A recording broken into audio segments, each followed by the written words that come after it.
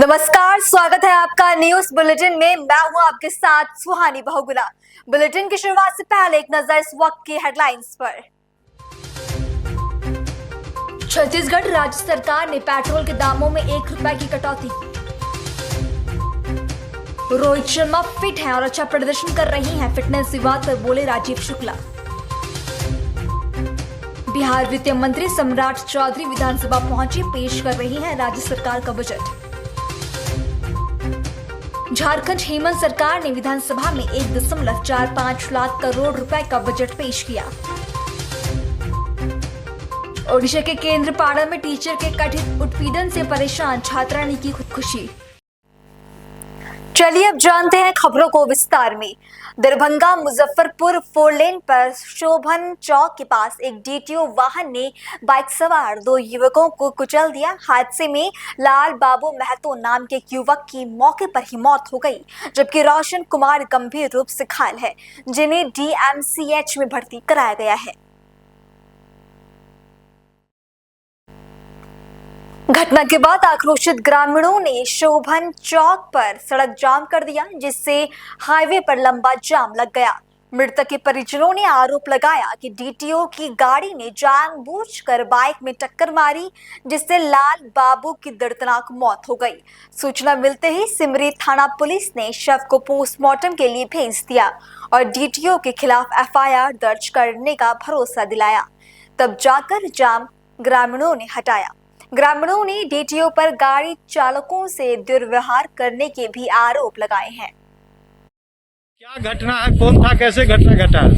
ये सिमरी पंचायत के हैं, मुखिया जी के घर के पास है उनका घर, हीरा माथुर का लड़का। वो क्या नाम है मृतक का? लाल बाबू महतो।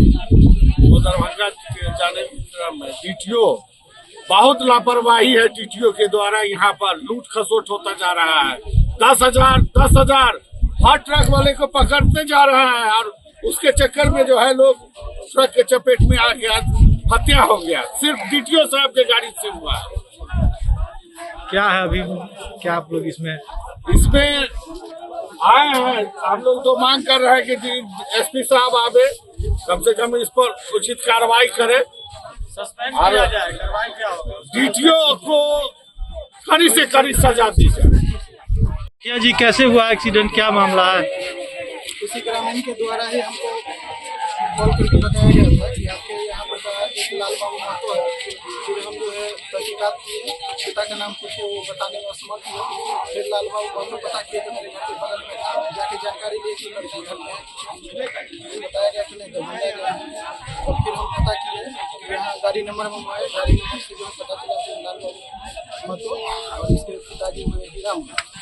और यहाँ आने के बाद बहुत सारे ग्रामीण या जो भी यहाँ देखे हैं, उन लोगों का कहना है कि जो घटना हुई है की गाड़ी से जाम हो गया पूरा। यहाँ वो एक ट्रक वाला था, उसको ओवरटेक करने के चक्कर में जो है जाम नहीं होता है, उनको मारते हुए जो है निकल गया।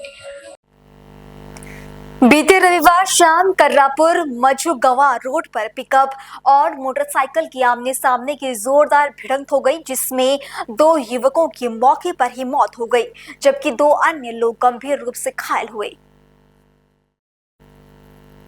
मृतकों की पहचान राजा अहिरवार और अनिकेत अहिरवार के रूप में हुई है। बता दें कि पिकअप चालक मौके से फरार हो गया, लेकिन पुलिस ने पिकअप वाहन जब्त कर लिया है। मृतकों के शव को पोस्टमार्टम के लिए भेज दिया गया है और पुलिस मामले की जांच में जुट गई है। हादसे के बाद क्षेत्र में शोक और आक्रोश का माहौल है। स्थानीय लोग पिकअप चालक की जल्द गिरफ्तारी की मांग कर रहे हैं। पुलिस ने आश्वासन दिया कि दोषी के खिलाफ सख्त कार्रवाई की जाएगी।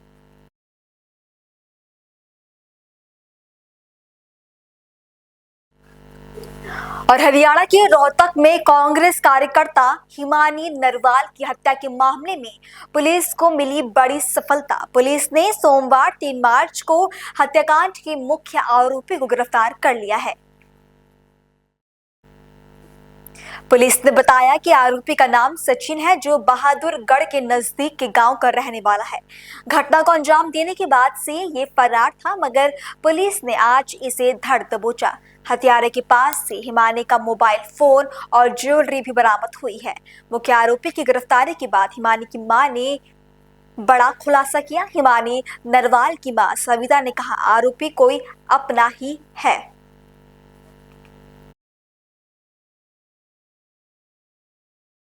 पुलिस ने हमारे को कुछ नहीं बताया। हमारे को तो फोन में न्यूज आई है, उससे पता लगा। उस न्यूज से हम संतुष्ट नहीं है, क्योंकि मेरी बेटी पे जो आरोप लगाया जा रहा है वो बिल्कुल सरेआम झूठा है। मेरी बेटी पैसे के पीछे नहीं भागती थी। मेरी बेटी मतलब अपने दायरे में रह के काम करती, जो अपने पास था उसको फूकती थी, और किसी का वो पानी पीना भी मतलब फ्री का कबूल नहीं करती। हर पल अब जाना है, फलाना है, काम है, सब काम अगर कॉल नहीं करना तो वो भी मेरे को हर बात। उस दिन कुछ मिस हुआ है, वो कौन आ रहा है, कौन किस टाइम घर से जा रही है रहने के लिए, वो अकेली रहती थी। उससे पहले मेरी मम्मी उसके साथ रहती थी। आप हरियाणा कल्चर को सपोर्ट करती है, तो जैसा तू कहेगी वैसा ही होगा। क्योंकि वो अब मतलब ये था भी, उसने बच्चों में मतलब जैसे भाई बच्चों से काम करवाती थी, पार्टी से उसने पैसे नहीं लिए, जो अपना जोड़ा हुआ पैसा। देखो, मैं नाम मैंने सुना है, लेकिन मैं फेस टू फेस नहीं जानती है, क्योंकि जानने वाला तो अब जैसे मान लिया पार्टी के बंदे मेरे सामने भी आते थे। जब मैं आ रही हूँ तो मान लिया 5-7 आ गए, तो मैं एक का नाम थोड़ी पूछूंगी, सबको चाय पानी पिला दिया भी चले गई। पार्टी के भी उसके दोस्त भी आते थे, कॉलेज के भी मैं आती थी तो मेरे को मिलने आते थे, मम्मी आई हुई है, वो बता देती थी मम्मी आई हुई है। तो कॉलेज के टीचर वगैरह भी, पार्टी वाले बंदे भी, हाँ, जो फ्रेंड सर्कल जिनसे ये मतलब पार्टी के काम करवाया करते, जैसे वोटिंग में या कैसे भी, कहीं भी गांव में मतलब वोट इकट्ठी करनी है, पोस्टर वगैरह लगाने हैं, कहीं भी कोई इंतजाम करना, जो बच्चे इसके साथ काम करते थे उनको मतलब बता दिया करती, आज मम्मी घर आई हुई है, मिलना हो तो आ जाओ। कई कहते मम्मी आंटी, हमने इसको बोल रखा था कि आंटी आई तो बताना, हम मिलेंगे। 5-5, 7-7 बंदे मतलब इकट्ठे भी कर आते थे। तब एक एक का मतलब नाम थोड़ी पूछूंगी। पुलिस की कार्रवाई से अगर मान लिया, अभी देखो वो अपने हिसाब से काम करेंगे। मैं पुलिस से मतलब कल से भी पुलिस के लिए शिकायत मेरे को बिल्कुल नहीं थी। हाँ, रही पार्टी के कार्यकर्ताओं की, मान लिया कांग्रेस सरकार की या हरियाणा सरकार की, तो भाई जिस मेरे को ये पता है मेरी बेटी मतलब पार्टी में 10 साल से जी जान से लग रही थी, मतलब 2-2, 2:30 बजे तक उसका इंतजार करती थी मैं, 1-1 महीना इलेक्शन में। तो हर कोई चाहता है कि भाई साथ कोई खड़ा रहे, तो इसलिए मतलब मैं अब ये मतलब झूठे सच्चे बेटी लापता थी, फलाना थी, दिकड़ा थी। मेरी बेटी तो मतलब मैं 27 को तो 4 बजे मैं गई हूँ, तो ये झूठ का क्या मतलब है। रही फ्रेंड सर्कल वाली बात, तो वो सबको फ्रेंड लेके चलती थी।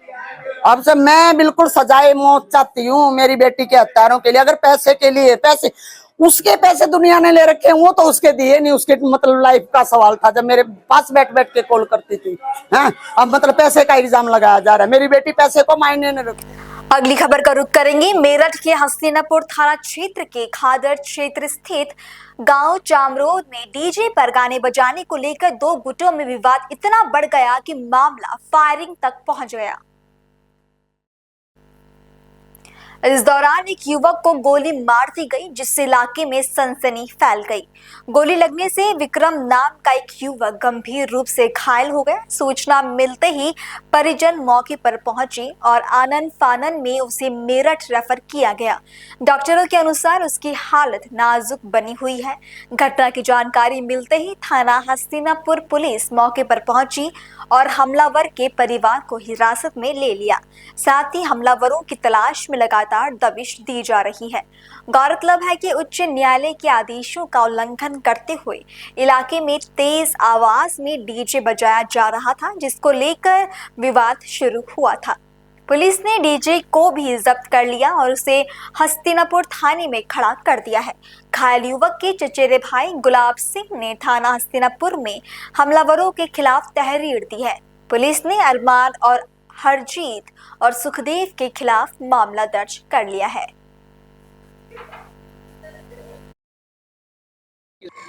क्या नाम है आपका? मेरा प्रोफेशन कहाँ से आए आप?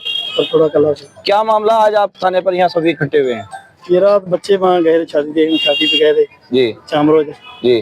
तो वहाँ कोई इन्हें रंजस भी गीत गुट पे लोग रोड़ा हो गया इनका। किनके साथ? ये हरमन के साथ, अरिजीत के साथ, सपना सपनाम के साथ, अच्छा, सुगंध के साथ जी। तो उनके वहाँ इन्होंने कुछ बात करी, इन्होंने क्या सुनी हुई, उन्होंने कुछ नहीं करा, सीधी गोली मार दी। किनके गोली मारी? एक विक्रम सिंह के भतीजे मेरे। विक्रम सिंह आपका भतीजा? जी जी। एक लात पे गोली मारी, एक ने ये हरमन एक ने हरमन ने तो यहाँ मारी गोली जी। गले पे, जिसने सुरंत ने इसलिए पैर पे मारी गोली। तो आपने थाने में तहरीर दी उनके खिलाफ? दी है। पुलिस क्या कार्रवाई कर रही है? अभी तो विश्वास नहीं दे रही है बस। अभी तक कोई जो हमलावर है वो पुलिस की गिरफ्त में हुए? कोई नहीं आया अभी। कोई भी नहीं पकड़ा गया अभी तक? पकड़ा गया, एक बाप उसका पकड़ा है, कोई नहीं पकड़ा गया। आपकी क्या मांग है अभी? उनको जो दोषी उनको पकड़ा जाए, उनको जेल में भेजें। छत्तीसगढ़ के रायपुर नगर निगम में आज एक नए अध्याय की शुरुआत हुई, जब नवनिर्वाचित महापौर मीनल चौबे ने अपने पदभार ग्रहण किया। व्हाइट हाउस में आयोजित भव्य समारोह में समर्थकों का जोश देखते ही बन रहा था। मीनल चौबे के महापौर बनने से समर्थकों और शहरवासियों में नई उम्मीद जगी है। अब सभी की नजर इस पर रहेगी कि वो रायपुर के विकास को किस तरह नई गति देती हैं और क्या अहम फैसले लेती हैं।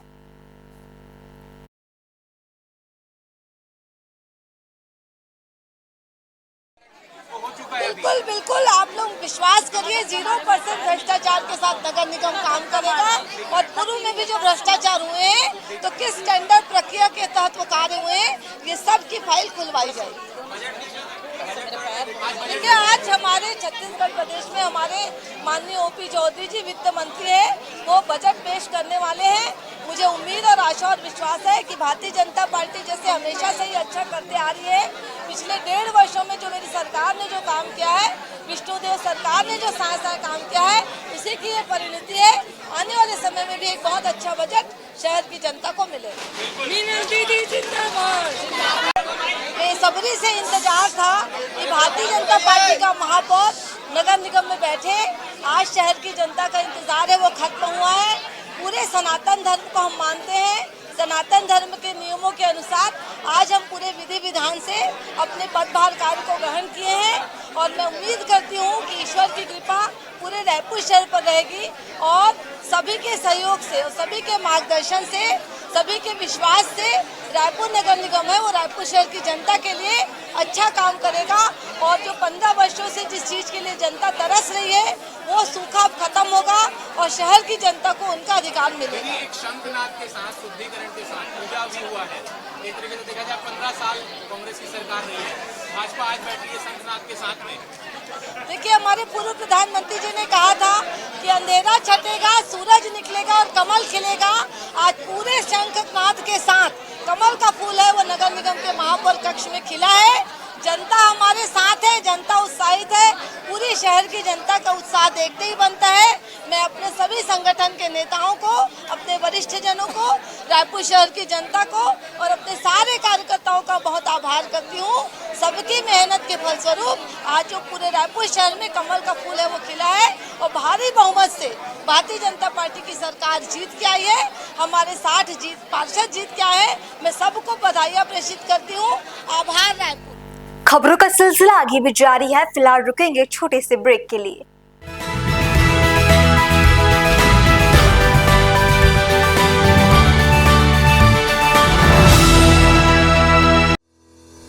रोजगार डेवलपर्स, अ यूनिट ऑफ रोजगार डेवलपर्स एंड प्राइवेट लिमिटेड। घर वहीं जहां हो आपका भरोसा। पिछले 15 सालों से आपके सपनों का घर हमारी प्रतिबद्धता। रोजगार डेवलपर्स का पता है शिमला बाईपास रोड, गणेशपुर, देहरादून। रोजगार डेवलपर्स से संपर्क करने के लिए अभी डायल कीजिए 9897054026 पर या 8433207910 पर।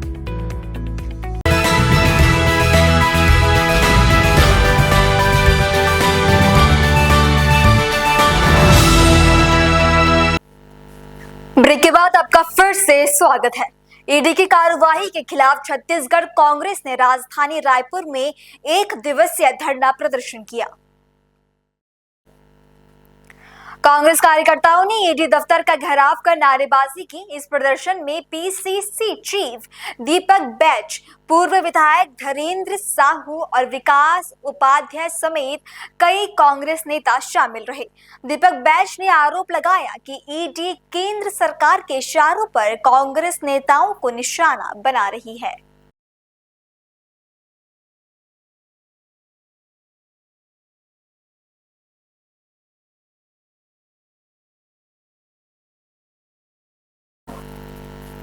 तो ये खबर है रायपुर से, जहां कांग्रेस ने ईडी की कार्रवाई के खिलाफ धरना प्रदर्शन किया है। कांग्रेस कार्यकर्ताओं ने ईडी दफ्तर के बाहर ये नारेबाजी करते हुए ईडी दफ्तर का घेराव किया और जमकर नारेबाजी की। इस प्रदर्शन में पीसीसी चीफ दीपक बेज, पूर्व विधायक धीरेन्द्र साहू समेत कई कार्यकर्ता शामिल थे। और इतना ही नहीं, बल्कि दीपक बेज ने ईडी पर यह आरोप लगाया है कि ईडी केंद्र सरकार के इशारों पर कांग्रेस नेताओं को अपना निशाना बना रही है। केंद्र सरकार यानी बीजेपी के कहने पर कांग्रेस नेताओं को अपना निशाना बना रही है। तरह से और इसकी रिपोर्ट नहीं छत्तीसगढ़ प्रदेश में भारतीय जनता पार्टी की सरकार द्वारा कभी ईडी का, कभी स्थानीय पुलिस की जासूसी के माध्यम से कांग्रेस के नेता और कार्यकर्ताओं को डराने का प्रयास किया जा रहा है। मैं समझता हूं बिल्कुल भी लोकतंत्र में इसके लिए कोई स्थान नहीं है। और अपनी नाकामियों को छुपाने के लिए, अपनी विफलताओं को छुपाने के लिए, मुद्दों से भटकाने के लिए देश के इतिहास में पहली बार कि एक सेंट्रल एजेंसी कांग्रेस कार्यालय के दफ्तर में आती है, विपक्षी राजनीतिक दल के दफ्तर में आती है और नोटिस दिया जाता है।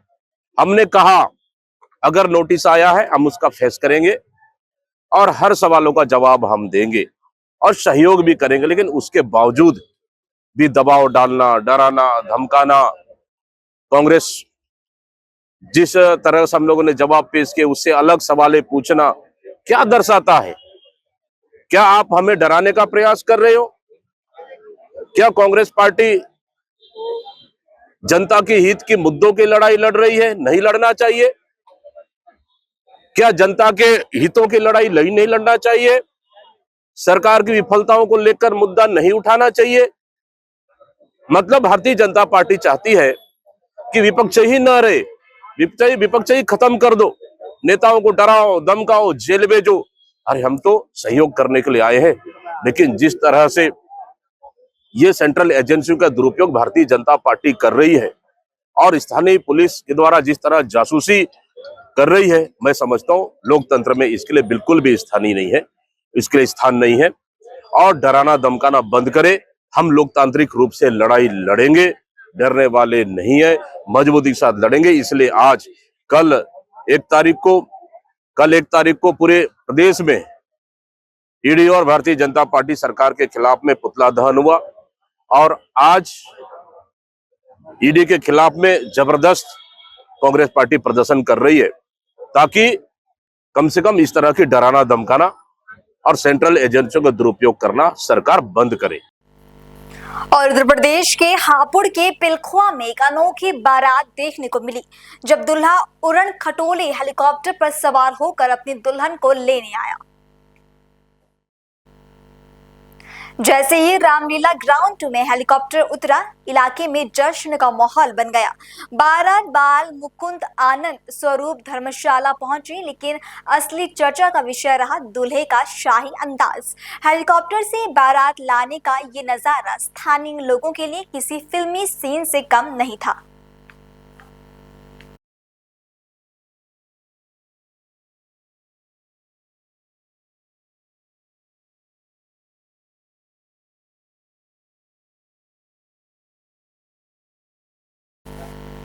आपने बहुत प्रकार की शादी देखी होगी, जैसे दूल्हा घोड़े में आता है, दूल्हा कार में आता है, लेकिन जो पिलखुआ से खबर सामने आ रही है, बहुत ही अजीबोगरीबी शादी हुई है, जहां अनोखे तरीके से दूल्हा ना ही घोड़े में सवार होकर और ना ही किसी कार में, बल्कि हेलीकॉप्टर से अपनी दुल्हन को लेने आया।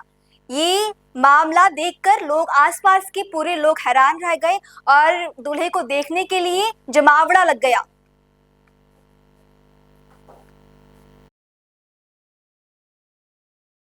समीर चौहान। इधर रहो सारे भाई, कहाँ जा रहे हो? और कैसे मन में ख्याल आया? बस ठीक लग रहा है, सपना था कि हो गया पूरा। तो कहाँ से आए? मैं गुड़गांव पटौदी रामपुर से। सपना किसका था, आपका या दुल्हन का? छोटा सपना था, जैसे हो गया, नॉर्मल था। कैसा लग रहा है आपको? अच्छा लग रहा है, बहुत अच्छा लग रहा है, बहुत ज़्यादा। क्या नाम है? काजल तोमर। कहाँ से आई है बारात? हरियाणा से पटौदी से आई है जी। फिलहाल बुलेटिन में इतना ही। देश और दुनिया की बाकी तमाम खबरों के लिए आप देखते रहें पल्स 24 न्यूज। नमस्कार।